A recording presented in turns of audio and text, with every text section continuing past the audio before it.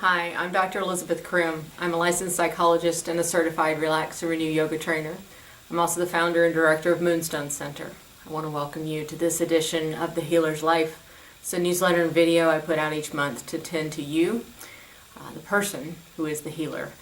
As you know, we have just come out of a very powerful election season and we're about to head into Thanksgiving. And so I'm going to try to hit it both in this one video message to you.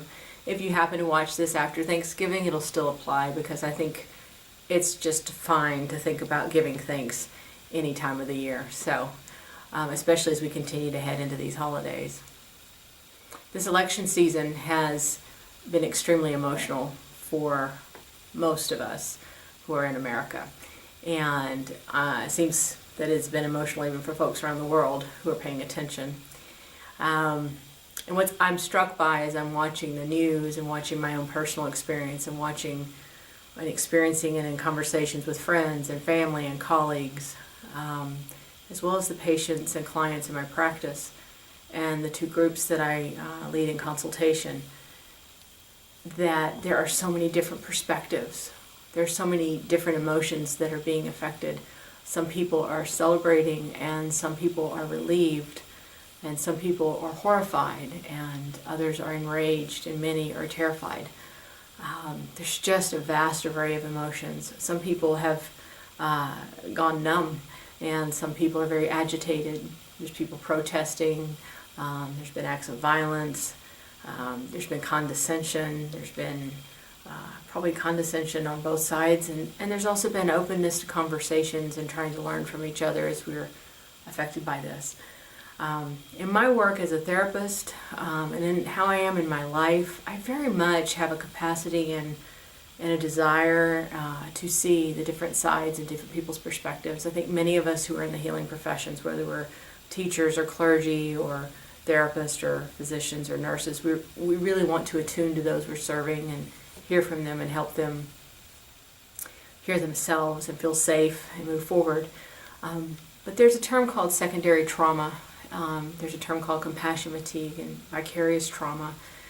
And when I'm teaching on these things, I see secondary trauma and teach it that it is the trauma we experience even while we're working with folks who are going through a trauma that we ourselves are going through. And I'm not saying that everyone is having a traumatic response to the election results, but I think we're certainly in a state of emotional upheaval and confusion. And I think some people who have been in that state for many years, maybe who were voting from a different political perspective. But what I know is that there is a level of fatigue and exhaustion that can happen for any of us in this profession that seems to be heightened and profound. I am weary. I have been exhausted. It has been a very big source of process in every single session I've had with clients, and I've had this last two weeks. It's in many conversations with friends and family. It's also a process we're needing to shift to integrating and making sense of, but it is triggered each day. We're inundated with news sources that are still triggering and still affecting big, deep emotions, positive and negative.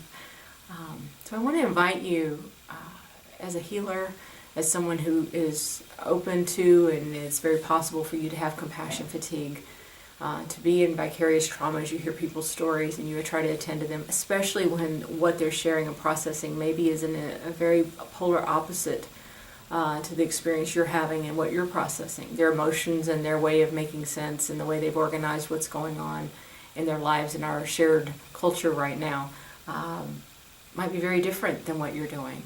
And this can happen with anybody you're talking to. It takes a toll. And so I want to speak to you and invite you to take care of yourself. I want you to attune to yourself. I want to invite you, if you're in the local area, the South Bay of Los Angeles area, Moonstone Center, my organization, next Friday, December 2nd, is holding a 2-hour event at Life Yoga Center, 12:30 to 2:30 p.m., December 2nd. All restorative yoga. There'll be several poses of just restorative yoga. I can tell you that last week in our restorative group, I went into one of the poses for just 10 minutes, and I felt the fatigue and the toxins kind of drain and lift. I could see a little bit more clearly. I felt the energy lift. I felt a little bit lighter. And I went in weary with all the processing that I'm doing for myself, but also with those around me. So I invite you to create space, especially as you go into Thanksgiving and the holidays with family who may have different opinions and different experiences and different passions, and friends of the same, is to create room to learn from them and be curious and grow and expand, even while you're honoring your own perspective and your own beliefs and your own passion, and you're really attending to that. But I also really want to ask you to attend to yourself. Take a restorative class, go for a walk, cry, laugh, use humor. Take care of yourself. We'll look forward to seeing you in the holiday season. And as I see you out there, know that I am, whether I see you or don't see you, but know that I'm thankful that we get to interact, whether it's through the videos and the newsletter or in person. Take good care and have a happy Thanksgiving.